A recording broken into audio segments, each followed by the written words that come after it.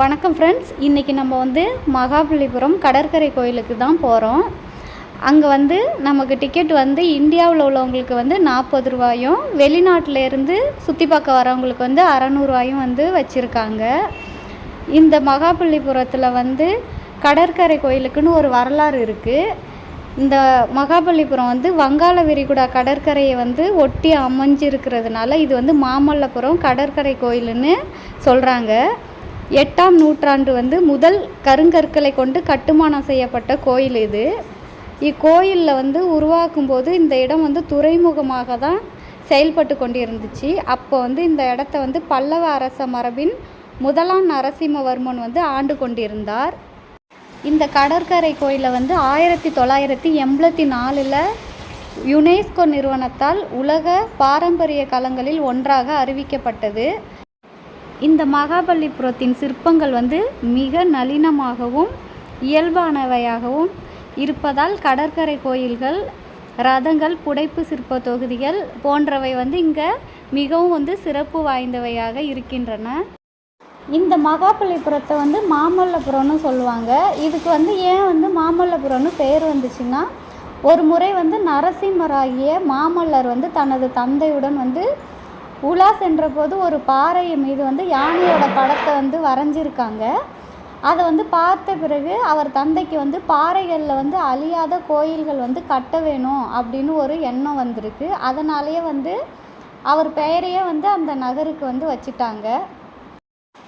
இதோட மண்டபங்கள்னு பார்த்தா பெரும் பாறை ஒன்றின் முகப்பை மட்டும் பட்டையாக செதுக்கி அதன் பின் உள்நோக்கி குடைந்த வகையில் உருவாக்கப்பட்டவை இந்த வகை கோயில்கள். இவற்றின் பின்புற சுவரில் கருவறைகளும் அதற்கு முன்பாக அர்த்த மண்டபம், முக மண்டபம் ஆகிய முன்னறைகளும் இருக்கும்.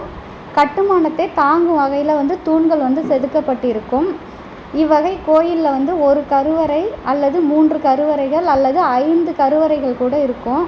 எல்லா கோயில்களையும் கருவறைக்கு முன் அர்த்த மண்டபம் இருக்கும். சிலவற்றின் மட்டும் முக மண்டபம் என்ற அர்த்த மண்டபத்துக்கும் கருவறைக்கும் இடைப்பட்ட இடம் இருக்கும். கருவறைகள் சிவன், திருமால், பிரம்மன், துர்க்கை, சுப்பிரமணியன் ஆகிய தெய்வங்களுக்கானவை. இந்த மகாபலிபுரத்தில் புகழ்பெற்ற மாமல்லபுர சிற்பங்கள்னு பார்த்தா அர்ஜுனன் தபசு, வராகமூர்த்தி சிற்பம், மகிடாசுர மர்த்தினி சிற்பம், கோவர்த்தன மலை சிற்பம் இப்படின்னு புகழ்பெற்ற மாமல்லபுர சிற்பங்கள் இங்கே இருக்குது. மகாபலிபுரம் சிற்பங்கள் ஒரே கல்லில் செதுக்கப்பட்ட தேர் சிலைகள், குகை கோயில்கள் நல்ல உறுதித்தன்மையுடன் அமைக்கப்பட்டுள்ளது. உயிரோட்டத்துடன் கூடிய நினைவு சின்னங்கள், புனித தன்மை மிக்க அழகிய சிற்பங்களும் அமைக்கப்பட்டுள்ளது. புராண கதைகள், காவிய போர்கள், பேய்கள், கடவுள்கள், விலங்கினங்கள் போன்ற அனைத்து உருவங்களும் தெளிவாக சுவர்களில் வரையப்பட்டுள்ளது. அனைத்து சிற்பங்களும் தத்துருவமாக கலைநயத்துடன் வரையப்பட்டுள்ளது. தாஜ்மஹாலிற்கு அடுத்தபடியாக காதல் தீம் கொண்ட சிற்பங்கள் கொண்டதாக மகாபலிபுரம் உள்ளது. பெரும்பாலான கோயில்கள் கடல் வெள்ளத்தினால் கடலுக்குள் மூழ்கியும் பின்னர் கடல் நீர் வற்றி கோயில்கள் காலையில் சூரிய ஒளியில் மிக அழகாக காட்சி அளிக்கிறது. குகை கோயில்னு பார்த்தா மாமல்லபுரத்தில் 9 குகை கோயில்கள் அமைஞ்சிருக்கு. இந்த குகை கோயில்கள் இந்து மத புராணத்தில் நிகழ்ந்த உண்மை சம்பவங்கள் பற்றி சிறப்பு அம்சங்கள் நிறைஞ்சிருக்கு. பல்வேறு குகை கோயிலில் ஓய்வெடுப்பதற்கான வசதிகளும் அமைய பெற்றுள்ளது. கிருஷ்ணர் குகையில் அமைந்துள்ள சிற்பங்கள் அனைத்தும் உயிரோற்றத்துடன் அமைக்க பெற்றுள்ளது.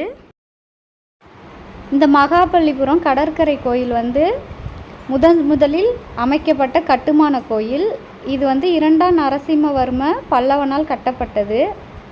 தமிழ்நாட்டில் தொல்பொருள் துறையினரால் பாதுகாக்கப்பட்டு வரும் 440 புராதன சின்னங்களுள் ஒன்றான இக்கோயில் 45 அடி உயரம் கொண்டது. இக்கோயிலில் லிங்க வடிவத்தில் சோமசுகந்தரும், பள்ளி கொண்ட நிலையில் ஜலசயன பெருமாளும் சேதமடைஞ்ச நிலையில் காட்சி கொடுக்குறாங்க.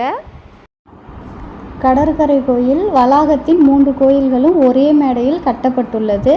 வடக்கு முனையிலிருந்து பார்க்கும்போது கோயில்கள் வந்து தர்மராஜா ரதத்தின் பிரதியாக தோன்றும்.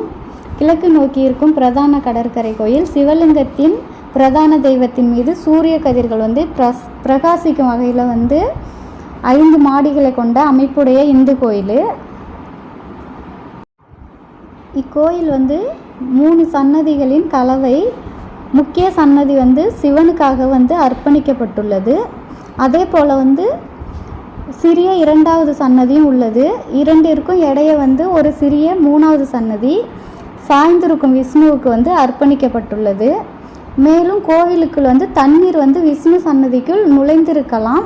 2 சிவன் சன்னதிகளும் செங்குத்து வடிவில் உள்ளது. நுழைவாயில் வந்து ஒரு குறுக்கு பீப்பாய் வால்ட்டு கோபுரம் வழியாக உள்ளது. கடற்கரையை தாக்கிய 2004ஆம் ஆண்டு சுனாமி முழுவதுமாக கற்களை கொண்டு கட்டப்பட்ட சிதைந்து போன ஒரு பழைய கோயிலை வெளிக்காட்டியது. இந்த நிகழ்வு வந்து ஐரோப்பியர்கள் தங்களது டைரிகளில் 7 அடுக்கு தூபிகள் என்று குறிப்பிட்ட பகுதியின் ஒரு பகுதியே மகாபலிபுரம் என்ற ஊகத்தை புதுப்பித்தது. அந்த 7 அடுக்கு தூபிகளில் 6 கோயில்கள் கடலுக்குள்ளே மூழ்கியிருக்கு. சுனாமியானது மேலும் சில பண்டைய சிங்கங்கள், யானைகள் மற்றும் மயில்களின் கற்சிற்பங்களை வெளிக்காட்டியது. இச்சிற்பங்கள் வந்து 7 மற்றும் 8ஆம் நூற்றாண்டுகளில் பல்லவர் காலத்தின் போது சுவர்கள் மற்றும் கோயில்களை அலங்கரிக்க பயன்படுத்தப்பட்டன. 2004ஆம் ஆண்டு டிசம்பர் 26ஆம் தேதி இந்திய பெருங்கடலில் ஏற்பட்ட சுனாமியானது கோயில் மற்றும் அதனை சுற்றி இருந்த தோட்டத்தை தாக்கிய போதும் கடற்கரை கோயிலானது பெரிய அளவிற்கு சேதத்தை உள்ளாகவில்லை. ஏன்னா நீர்மட்டமானது சில நிமிடங்களிலேயே சாதாரண நிலைக்கு திரும்பிடுச்சு. கோயிலின் அடித்தளமானது கடினமான கருங்கற்களால் கட்டப்பட்டிருந்ததால் சுனாமியால் உருவான அலைகளை தாக்கு பிடிச்சிச்சு. கோயிலை சுற்றி கடற்கரையில் எழுப்பப்பட்டிருந்த தடுப்பு அமைப்புகளும் பாதுகாப்பிற்கு உறுதுணையாக இருந்தன. ராஜசிம்மன் நரசிம்மவர்மன் 2ஆம் காலத்தில் கட்டப்பட்டதாக நம்பப்படும் இந்த அமைப்பு தென்னிந்தியாவின் முக்கியத்துவம் வாய்ந்த பழமையான கோயில்களில் ஒன்றாகும்.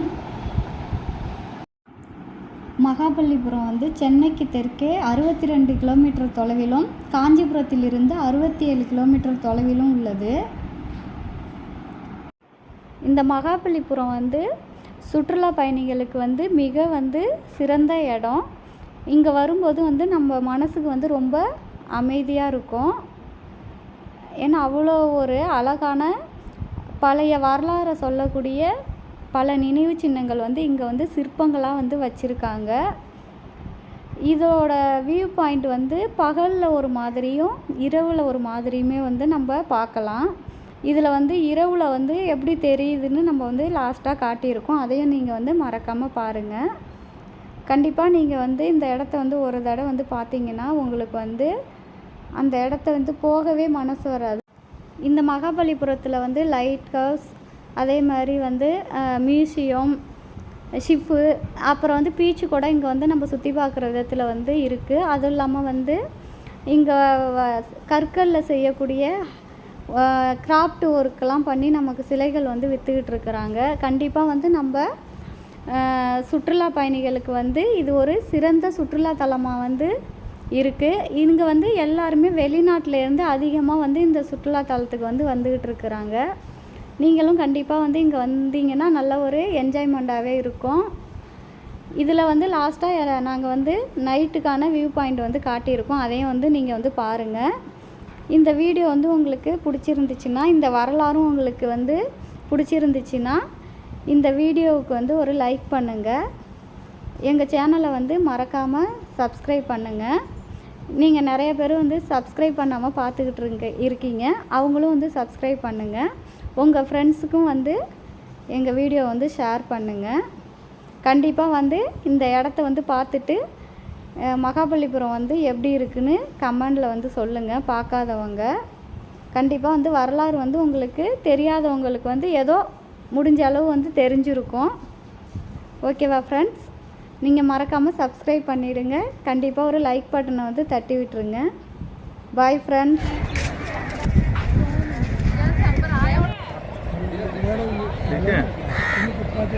ठीक है